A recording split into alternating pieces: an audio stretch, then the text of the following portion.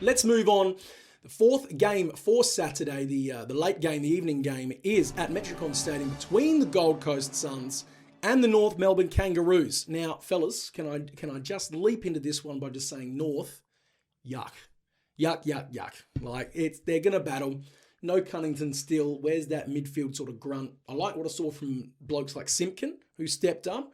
LDU had a great game, and it's now time that he starts delivering on that promise that everyone's been sat around waiting for LDU. Like, where is he? 12 touches in a quarter of footy. Like, that's a Herculean effort by anybody's standards. That's big busy. Carry that on for the rest of the game, and he had 8 touches for the rest of the game, but carry that on. That's monster stuff. That is big busy. Goldie still looking vintage. The man's not aging at all. I don't know what he's doing, but he's doing it right. Whereas on the other side, looking at the Suns, they don't need Rao. They proved that after he went down in the first quarter. It's a benefit to have him, but they don't need him. They've got a system that they had set up. They were making it work for him, and they've uncovered blokes. Oleg Markov, what a jet! Yeah, we knew that. Unbelievable. We already knew that. He's the armchair advisor's hidden gem. He's my token. He's my totem animal. We already knew that he was a jet. We've been saying that since I think our very first podcast. I honestly think that Dan mentioned since we found out the results that he was the fastest man in the AFL. We knew that we had to have him. We've got a live one here. We're still coming for you, Oleg. Yeah, I'll see you in one of these long sleeve suckers soon. Imagine. Look, Markov.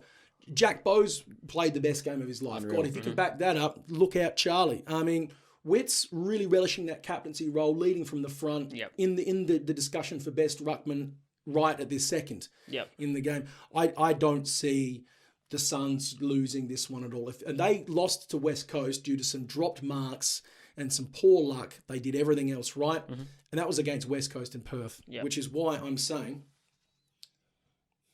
what is this? It's a Burke.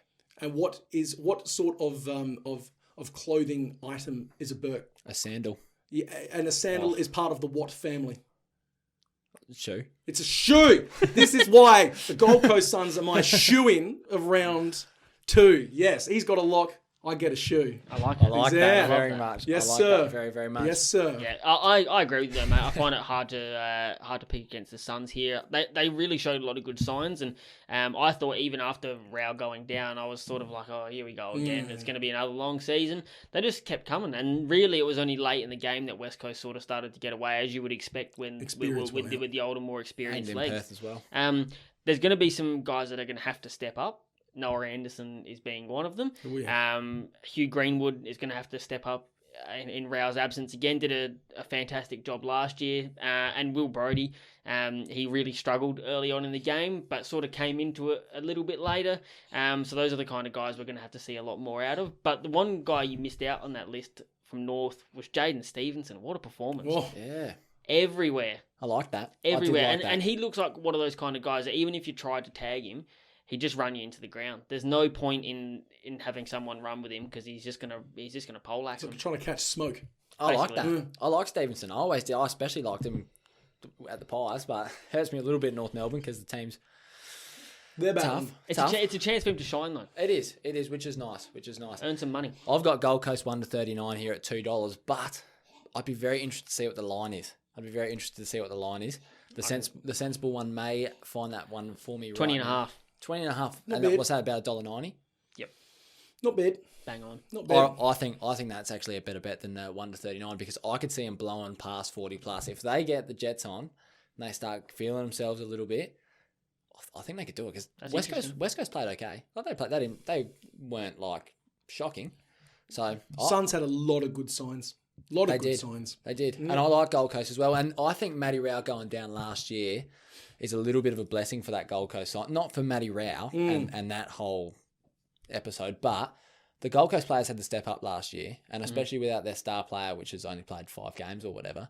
But they had to step up, and they're going to have to, obviously, now, but they're used to it. Yeah. Something they're used to, and especially against North Melbourne, who are going to be my wooden spooners, especially after the big Crom win. Mm-hmm. Like, good luck. Good luck beating Gold Coast. No, I'll be very surprised. Sorry, North, but it's paddle time, it would seem. Is a 2% of a Alagi going to get a kick? Was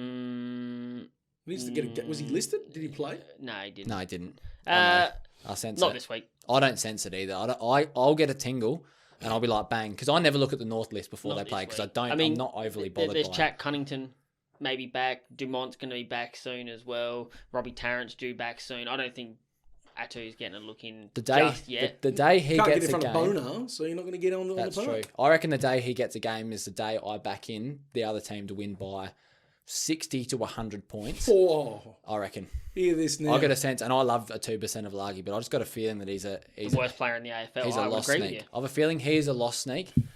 I just think about when Collingwood played West Coast last time around. This is harsh. I've got R2. No, I love it too. Atu and Yeah. I know we're bam. Not I annoying, haven't mate. had a dream. But I've he's, had a dream. haven't had a dream about him. Cam Rayner. Couple of bets I like Hit me. because I'm sick of this Atu chat. Yeah, hit me. Noah Anderson 20 plus $1.62. Boom. Delicious.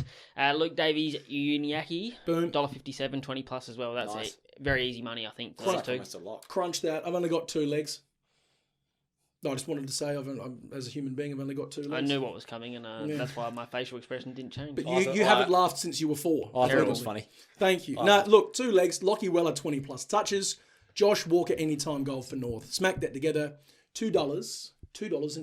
$2.20. Also, Oleg Markov, who had he had 20 touches on the dot. If you think he's going to get 20 touches against North, $1.91. It's not bad if you want to risk it for the biscuit.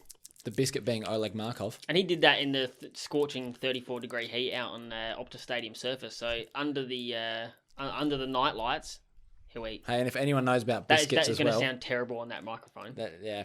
Apologies. Horrible. Hey, if anyone knows about biscuits as well, especially Oleg Markov, it's the Armchair Advisors. So, especially biscuits from the Southern Hemisphere.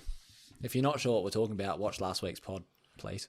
So Please. I don't know where to start with you, Desmond. Sometimes I don't know where to start.